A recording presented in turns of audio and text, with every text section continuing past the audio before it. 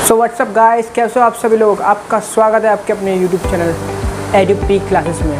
मैं प्रशांत कौशिक आपका इस चैनल में दिल से स्वागत करता हूँ।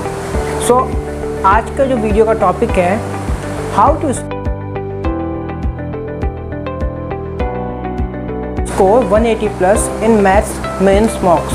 सो ये वीडियो रेलेवेंट उनके लिए है जिन लोगों की मैथ्स थोड़ी वीक है और जिन लोगों को मैथ्स में टायर 2 में 180 प्लस करने हैं और प्री में 50 आउट ऑफ 50 करने हैं, 45 करने हैं। ठीक है। सो अगर आपको वीडियो पसंद आए प्लीज़ वीडियो को शेयर करना और चैनल को हमारे सब्सक्राइब करना और कमेंट बॉक्स में बताना कैसी लगी। और अगर पसंद ना आए तो बराबर में एक डिसलाइक का बटन है, उसको भी आप दबा सकते हो ताकि मुझे पता चल जाए कि मुझे अभी और मेहनत करने की ज़रूरत है।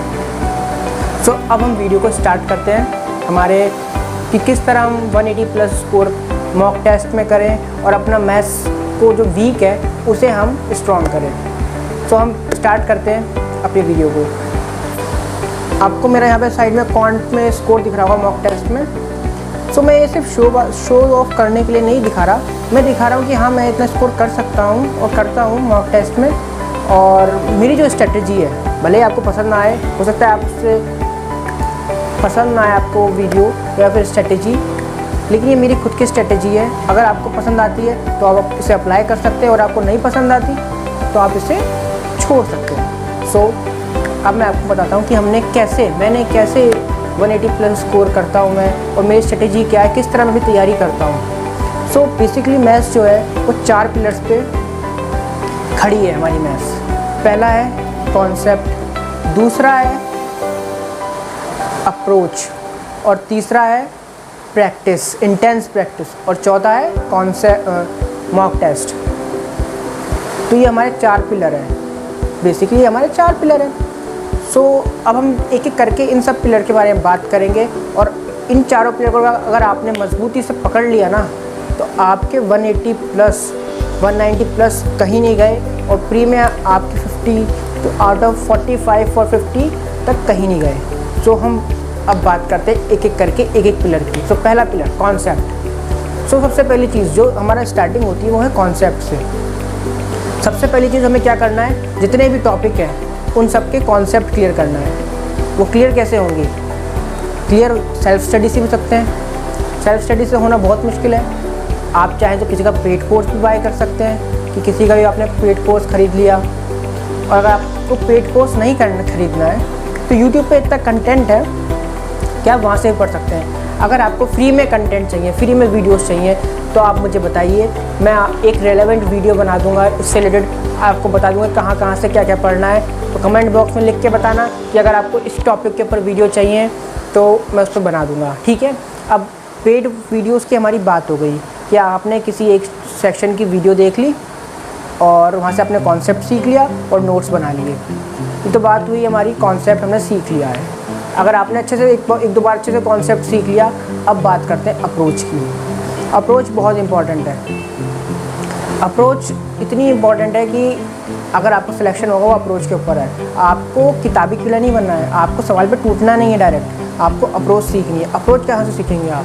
अप्रोच आप सीखेंगे खुद से बनाएंगे। और एक सर हैं रेमो सर, मैंने उनसे अप्रोच सीखी। आधी अप्रोच मेरी खुद की थी, आधी अप्रोच मैंने उनसे सीख ली। तो मैंने कॉन्सेप्ट क्लियर किए थे गगन प्रताप और अभिनय सर से। मैं खुल के बात कर रहा हूँ, जहाँ से जो मुझे मिला मैंने वहाँ से वो सीख लिया। मैंने कॉन्सेप्ट सीखे गगन प्रताप और अभिनय सर से, और रेमो सर से मैंने सीखी अप्रोच। ठीक है। अप्रोच कैसे सीखी, कहाँ से सीखी? मैंने उनकी जो प्रीवियस ईयर की जो सॉल्व वीडियोस हैं उन्हें देखा और एनालाइज़ किया, बहुत गौर से देखा कि वो किस तरह सवाल को देखते हैं और करते हैं। मैं 2-3 बार वो वीडियोस देखता गया रिपीट करते करते, और मैंने वो अप्रोच खुद में डेवलप करने की कोशिश की। उनके सवाल करने से पहले मैं सवाल खुद प्रैक्टिस करके देखता था, फिर देखता था कि उनकी अप्रोच क्या है और उस अप्रोच को अपने अंदर डालता था। फिर एक टाइम ऐसा आया कि कई जगह मेरी अप्रोच उनसे ज़्यादा अच्छी हो गई थी। जैसे किसी सवाल में वो फंस जाते थे, लेकिन वहाँ पे मेरी अप्रोच अच्छी थी। तो मैंने उनसे भी बहुत कुछ सीखा है, मैंने हर टीचर से बहुत कुछ सीखा। तो मैंने कॉन्सेप्ट सीखी गगन प्रताप और अभिनय सर से, और अप्रोच सीखी मैंने रैमो सर से। अप्रोच सीखना बहुत इंपॉर्टेंट है। एक बार आपने अपना अप्रोच सीख ली ना, तो आप टफ सवाल भी चुटकी में उड़ा सकते हैं। ठीक है, रैमो सर की बात हमने कर ली, हमने अप्रोच की बात कर ली। अब हम बात करते हैं प्रैक्टिस की। Practice makes a man perfect, वो बात तो आपने सुनी होगी। तो बिल्कुल वाजिब बात है, आपको प्रैक्टिस बहुत ज़्यादा करनी है, बहुत इंटेंस प्रैक्टिस करनी है। डेली के 500 सवाल लगाने ही लगाने हैं। अगर आप इस लेवल की प्रैक्टिस करोगे ना, तो जब सवाल आएंगे ना मेंस में अगर 100 सवाल आ रहे हैं, मान लीजिए 100 सवाल आते हैं हमारे मेंस में, तो अगर आप प्रैक्टिस करोगे ना, तो 70 सवाल प्रीवियस ईयर से ही आते हैं। तो अगर आपकी प्रैक्टिस बहुत अच्छी होगी ना, तो आपको उन सवालों में बिल्कुल सोचने का टाइम नहीं लगेगा। आपके हाथ खुद ब खुद चलेंगे वहाँ पे, और जब आपको सोचने का टाइम नहीं लगेगा, तो आपकी जो टाइम है वहाँ एक सवाल में 20 से 30 सेकंड का फ़र्क आएगा। 20 से 30 सेकंड एक सवाल में बहुत इंपॉर्टेंट होते हैं। वो 20 से 30 सेकंड का फ़र्क कैसे आएगा? जब आपने प्रैक्टिस अच्छी की होगी, तो आपको सोचना नहीं पड़ेगा कि इस सवाल में क्या होगा, और वहाँ पे आपके हाथ खुद ब खुद चल पड़ेंगे। और अगर आपने प्रैक्टिस नहीं की होगी, तो आपको पहले 30 सेकंड ये समझने में लग जाएंगे कि सवाल होगा कैसे। तो आप ये बात समझ रहे होंगे कि हमने प्रैक्टिस कैसे करनी है। हमें प्रैक्टिस, इंटेंस प्रैक्टिस करनी है। किरण की बुक पूरी कंप्लीट करनी है। ठीक है, कहाँ से प्रैक्टिस करनी है बताता हूँ। किरण की बुक पूरी कंप्लीट करनी है। ठीक है, एक बार किरण हो गई, जो मैं करता हूँ, किरण होने के बाद मैं करता हूँ राकेश यादव। ठीक है, राकेश यादव को किरण हो गई, तो मैं लगाता हूँ टीसीएस शीट्स। टीसीएस शीट्स जो होती हैं, टीसीएस की जो शीट्स है, टीसीएस शीट्स है क्या? पहली बात ये 2018 से टीसीएस आई है। जब से टीसीएस आई है, तब से सीजीएल, सीएचएसएल, सीपीओ, एमटीएस, इन सब की मैंने शीट्स बना रखी हैं और सबको कंबाइन कर रखा है। आपकी सारी शीट्स क्यूमैथ्स में मिल जाएंगी। ठीक है, और इनको मैं डेली लगाता रहता हूँ। एक बार मेरी सीजीएल कंप्लीट हो गई, तो फिर मैं सीपीओ पे चला जाता हूँ। सीपीओ कंप्लीट हो गई तो सीजीएल 19 में चला जाता हूँ। सीजीएल 19 कंप्लीट हो गई, सीजीएल 18 का टायर 2 की सीट पे चला जाता हूँ। सीएचएल 18 खत्म हो गई, तो सीएचएस पे चला जाता हूँ। एक बार फिर वो साइकिल जब ख़त्म हो जाती है, जब सारी ख़त्म हो जाती हैं, तो मैं दोबारा से वो साइकिल को स्टार्ट करता हूँ। तो ताकि ऐसा मैं क्यों करता हूँ? ऐसा मैं इसलिए करता हूँ ताकि मैं उन सवालों से अपने आप को फैमिलियर रखूँ। जब वो एग्ज़ाम में आए वो सवाल, तो वो सवाल मुझे नए ना लगें। क्योंकि मैंने एक चीज़ नोटिस की है कि जब से टीसीएस आई है, वो सवाल का पैटर्न बिल्कुल सेम रखती है। फिगर चेंज कर देगी, या फिर नंबर्स चेंज कर देगी, या फिर थोड़ा सा इधर उधर घुमा के पूछ लेगी, लेकिन सवाल का पैटर्न वही होता है, बेस वही होता है। तो आप अगर उन सवालों से फैमिलियर रहेंगे, तो आपको उस चीज़ का बहुत फ़ायदा मिलेगा एग्ज़ाम में। मैं बेसिकली किसी भी पेड कोर्स की जो शीट्स होती हैं, उनसे परहेज़ करता हूँ। मैं उनसे बहुत दूर रहता हूँ, बहुत ज़्यादा दूर। क्योंकि मैंने लास्ट ईयर जब सीजीएल मेंस दिया था, वहाँ पे मैंने एक पेड कोर्स ख़रीदा था, और मैंने पूरा टाइम उन्हीं की शीट्स लगाई, और उसका मुझे बहुत तगड़ा नुकसान हुआ। मैं पूरा टाइम कैट पढ़ता रहा, कैट के सवाल करता रहा, और मैं जो सीजीएल के जो बेसिक सवाल होते हैं, उन्हें मैंने नहीं किया। सबसे बड़ा नुकसान मैंने यही किया खुद का।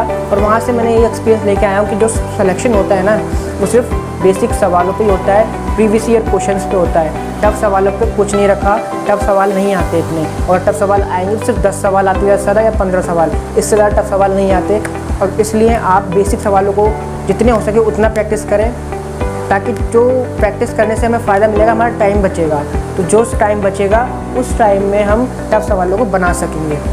सो कोई भी शीट नहीं लगानी है। मैं पर्सनली आपसे कहूँगा कि शीट्स ना लगाएं। जो टीसीएस की शीट्स हैं वो मोर देन इनफ हैं। ठीक है, टीसीएस की शीट्स हो गई। अब हम करते हैं मॉक टेस्ट। मॉक टेस्ट को आप प्रैक्टिस करेंगे, बहुत है। अब मॉक टेस्ट को प्रैक्टिस कैसे करना है? पहली बात, टेस्ट 100 लगाएं, 100 मॉक टेस्ट आप लगाएं। और ऐसा नहीं कि आप मॉक टेस्ट में कूद पड़े एकदम से। ठीक है, सो अब चौथा पिलर पे हम बात करते हैं। अब बात करते हैं मॉक टेस्ट की। सो मॉक टेस्ट कैसे लगाएं? मॉक टेस्ट तो बहुत इम्पॉर्टेंट है। चौथा पिलर सबसे ज़्यादा इम्पॉर्टेंट है। One of the most important pillar is mock test. आप कितने कॉन्सेप्ट पढ़ लो, आप कितनी अप्रोच लगा लो, आप कुछ भी कर लो, अगर आपने मॉक टेस्ट नहीं लगाए हैं ना, तो इतना मैं कहता हूँ कि एग्ज़ाम में जाके आपकी हवा ख़राब होगी ही होगी। आप नर्वस हो ही जाएंगे, आप टूट जाते हैं। अब कुछ लोगों के सवाल है, भाई यार मॉक टेस्ट में हमारा स्कोर नहीं होता, हम मॉक टेस्ट बीच में ही छोड़ देते हैं, और कुछ लोग तो मॉक टेस्ट डर के हमारे देते ही नहीं हैं। भाई सबके साथ होता है, मेरे साथ भी हुआ था, मैं भी स्टार्टिंग में मॉक टेस्ट देने से डरता था। सो ये गलती ना करें, मॉक टेस्ट ज़रूर लगाएं, मॉक टेस्ट से डरे नहीं। मॉक टेस्ट आपके नर्व्स को कंट्रोल में रखने के लिए एक फ़िज़िकल एक्सरसाइज समझिए, या फिर उस माहौल से फैमिलियर होने, एक मेंटली आपको स्ट्रॉन्ग करती है और आपको मेंटली डेवलप करती है कि आप उस माहौल में फैमिलियर हो जाएं। सो मॉक टेस्ट ऐसा नहीं कि आप बिल्कुल डायरेक्ट कूद पड़ें, मॉक टेस्ट पर डायरेक्ट कूदना नहीं है कि आप एक के बाद एक सवाल लगाए जा रहे हैं, ऐसे तो आप कभी मॉक टेस्ट लगा ही नहीं पाएंगे, ना ही आपका कभी कंप्लीट होगा। मॉक टेस्ट की एक प्रॉपर स्ट्रेटजी होती है, मॉक टेस्ट की एक प्रॉपर स्ट्रेटजी होती है कि मेरी जो स्ट्रेटजी है, मैंने अपना मॉक टेस्ट 3 पार्ट में डिवाइड कर रखा है, और मतलब इस तरह से मैं सॉल्व करता हूँ अपना मॉक टेस्ट। मैं 3 स्टेज में डिवाइड करता हूँ अपना मॉक टेस्ट। पहला स्टेज होता है जहाँ पे सिर्फ मैं वही सवाल करता हूँ जो मैंने पहले पढ़े हैं और जिनकी लेंथ छोटी हो, मतलब जिन्हें पढ़ना कम पड़े, ठीक है, वही सवाल मैं करता हूँ पहले स्टेज में। और दूसरे स्टेज में मैं करता हूँ वो सवाल जहाँ पे जिनको मैंने पढ़ा है और जिन्हें मैंने पहले करा है। और तीसरा स्टेज जिनसे मेरा कोई मतलब नहीं, जिन्हें मैंने कभी नहीं करा, तीसरे स्टेज में वो सवाल करता हूँ। अगर आपको डिटेलिंग में जानना है कि मॉक टेस्ट कैसे लगाएं, तो वो सब मैं पूरी कंप्लीट वीडियो बना सकता हूँ। तो अगर आपको वो वीडियो भी चाहिए तो आप कमेंट बॉक्स पे लिख सकते हैं। तो मॉक टेस्ट की आप खुद की एक स्ट्रेटजी डेवलप कीजिए, वरना आप मेरी स्ट्रेटजी फॉलो कर सकते हैं और फिर मॉक टेस्ट लगाएं, ठीक है। आपने ये काम किया, मॉक टेस्ट लगाया, उसके बाद मॉक टेस्ट लगाने का जब आपका रिज़ल्ट आ जाएगा तो सबसे इम्पॉर्टेंट चीज़ एनालाइज ज़रूर करें, क्योंकि जब हम एनालाइज करते हैं पता चलता है कि हम काफ़ी जगह सिली मिस्टेक कर देते हैं और काफ़ी जगह हम कॉन्सेप्ट से मात खा जाते हैं। तो हमें पहचानना है कि हमारी सिली मिस्टेक कहाँ हुई और हमारी कॉन्सेप्ट से हमने कहाँ खात्मा हुआ हमारा। तो पहली बात, सिली मिस्टेक, अगर आप सिली मिस्टेक वहाँ पे पकड़ लेते हैं, एनालाइज करके पकड़ लेते हैं कि हमारी सिली मिस्टेक है, तो आप वो सिली मिस्टेक एग्ज़ाम से करने से बच जाते हैं। और दूसरी बात, अगर आप कॉन्सेप्ट से वीक हो, तो अगर आप एक ही गलती बार बार कर रहे हो, एक ही सवाल में, एक ही टाइप के सवाल में आपको बार बार परेशानी आ रही है, तो आप कॉन्सेप्ट से वीक हो, तो आप कॉन्सेप्ट पे भी वर्क कर सकते हैं। तो एनालाइज ज़रूर करें, 1-1.5 घंटे आप ज़रूर एनालाइज करें उन सवालों पे जिन सवालों में आपको टाइम लगा और जिन सवाल आप गलत हुए। तो उन सवालों को एक बार दोबारा से देखें, और जो इम्पोर्टेंट सवाल है उन्हें आप नोट कर लीजिए कॉपी में, और जो गलतियाँ आपने की है उन्हें भी आप कॉपी में नोट कर लीजिए, ठीक है।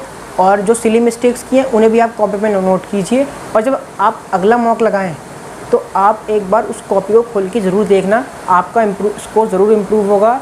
ऐसा क्यों? जब आप वो कॉपी एग्ज़ाम से पहले पढ़ेंगे तो आपको सामने वो सारी गलतियाँ आ जाएंगी जो आपने पास्ट में की हैं, और आपके सबकॉन्शियस माइंड में वो गलतियाँ बस जाएंगी कि हाँ, ये गलतियाँ मुझे दोबारा नहीं करनी। सो जो भी इम्पोर्टेंट फॉर्मूलाज हैं, जो भी गलतियाँ हैं, जो भी इम्पोर्टेंट सवाल हैं, वो आप उस कॉपी में ज़रूर लिखिए। देखिए मैं आपको अपनी कॉपी दिखाता हूँ जो मैं करता हूँ, आप देख सकते हैं।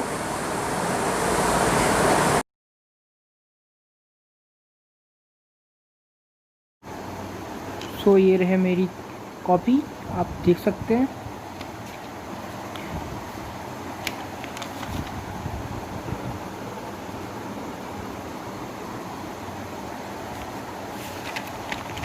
मैं इसमें आपको देखिए मैंने किस तरह अपने बारे में बताया, देखिए टेस्ट कंक्लूजन लिखा है इसमें।